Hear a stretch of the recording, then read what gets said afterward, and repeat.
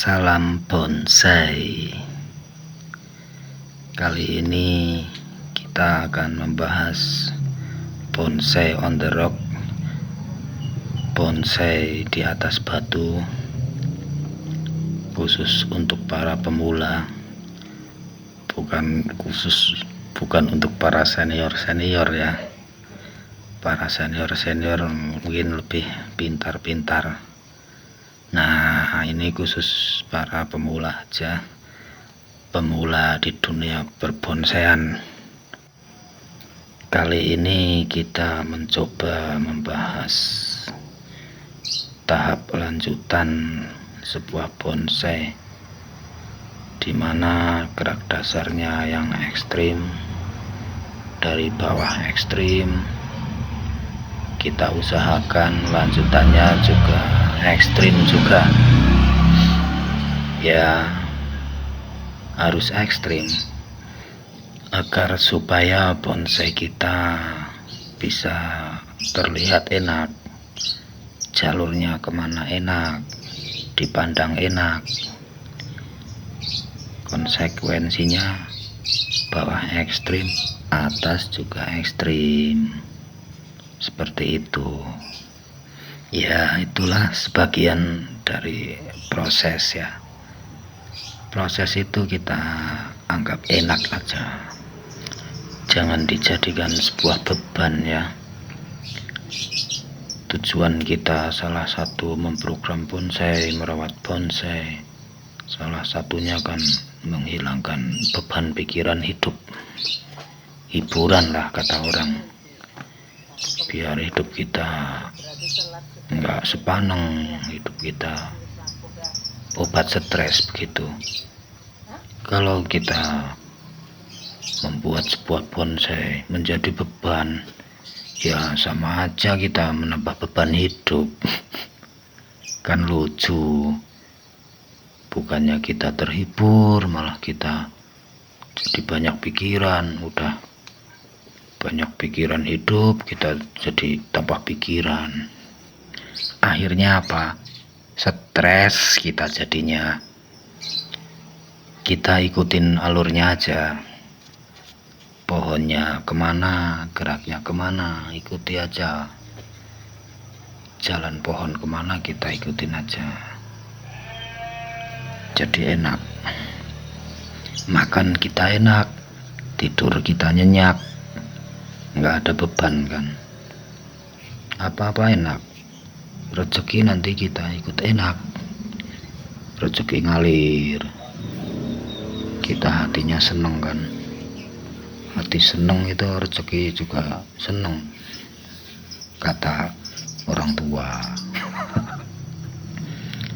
Seperti sebuah bonsai ya. Bonsai ini kan mempunyai filosofi.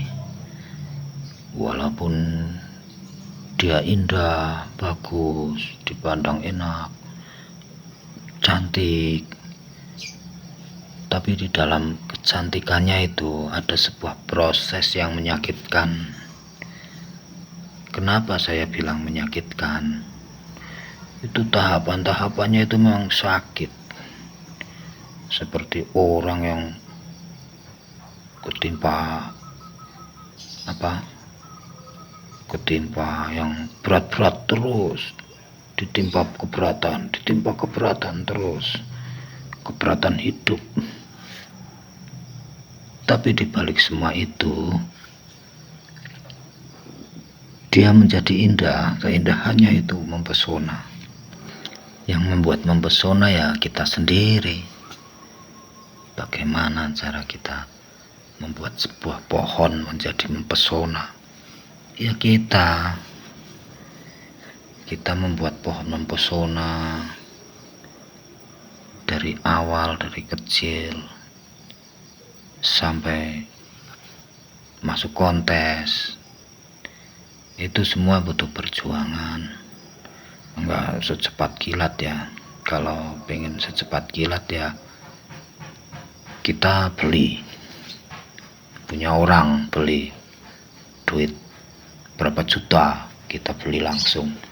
Wah, itu kita tinggal menikmati. Enggak perlu kita bersusah payah memproses. Enggak ada sisi, enggak ada sisi dibalik kenapa dia cantik, tapi di situ ada sebuah proses yang menyakitkan. Itu kalau kita beli sekian juta itu kita nggak ketemu pikiran yang ke situ, betapa menyakitkannya sebuah pohon untuk menjadi cantik begitu. Jadi menurut pandangan saya, pandangan hati saya, sebuah proses itu asik guys. Kalau kita menikmati, asik, sangat asik. Kita nikmati arahnya, kita nikmati kemana alurnya, itu menjadi asik. Hidup itu ya memang harus asik, Udah. Kita kembali ke pohon ini lagi ya, membahas lagi ke sebuah pohon yang hidup di atas batu, ketimpa angin, ini filosofinya aja ya. Ini sebuah pohon hidup di batu, ketimpa angin, ketimpa bencana, dia enggak lurus, hidupnya enggak lurus, dia ketimpa banyak cobaan, jadinya meliuk-liuk seperti ini ya. Ilustrasinya seperti itu, filosofinya seperti itu, seperti kehidupan lah. Untuk bertahan hidup sebuah pohon, dia sebegitu tegarnya menghadapi segala cobaan. Tapi di atas cobaan itu, di atas segala cobaan, dia menjadi sebuah pohon yang cantik, menghibur orang dengan keindahannya, dengan keistimewaannya. Itu filosofinya dapat. Kita kalau memahami sebuah pohon, kita menilai sebuah pohon, kita bisa membayangkan ini ada pohon truk, ada sebuah pohonnya di depan kita, ada sebuah pohon, kita langsung imajinasinya itu kemana-mana. Pohon ini begini, situasi alamnya begini, keadaannya begini. Itu ada ilustrasinya di alam itu seperti itu ada ya. Jadi dengan satu buah pohonnya, kita bisa memaknai begitu luas pohon itu. Kalau kita bisa menjiwai sebuah pohon, ya maknanya kita, filosofinya banyak. Itu baru sebuah pohon ya. Coba kalau ribuan pohon, Anda punya bonsai ribuan, waduh, filosofinya ribuan juga. Filosofi kehidupannya ribuan juga. Itu seperti itu kan, wah parah ya kalau ribuan terus kita memfilosofikan ribuan pohon. Kapan selesainya? Wah, itulah nikmatnya bonsai kawan. Orang menikmati sesuatu itu dengan caranya masing-masing. Saya menikmati sesuatu dari sudut pandang yang ini, Anda menikmati dari sudut pandang yang ini, kan beda orang, beda sudut pandang.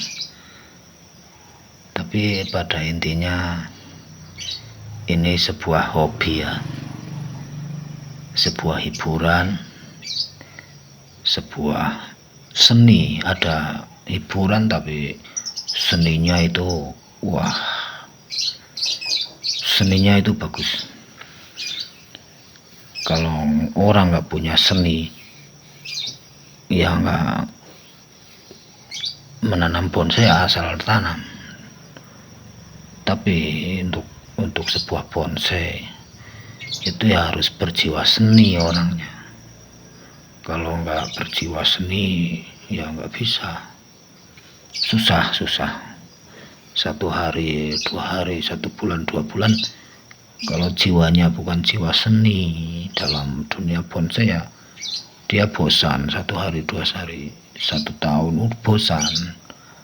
Tapi kalau jiwanya udah jiwa seni itu udah dari muda sampai tua dia suka.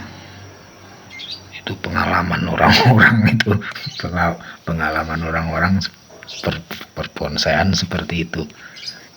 Malah jadi curhat kemana-mana ya. Nggak apa-apa lah, kita melihat bonsai sama curhat isi hati dari lubuk hati yang terdalam, nggak masalah. Yang penting kita tetap satu hobi, satu bonsai, satu tanah air, satu Indonesia.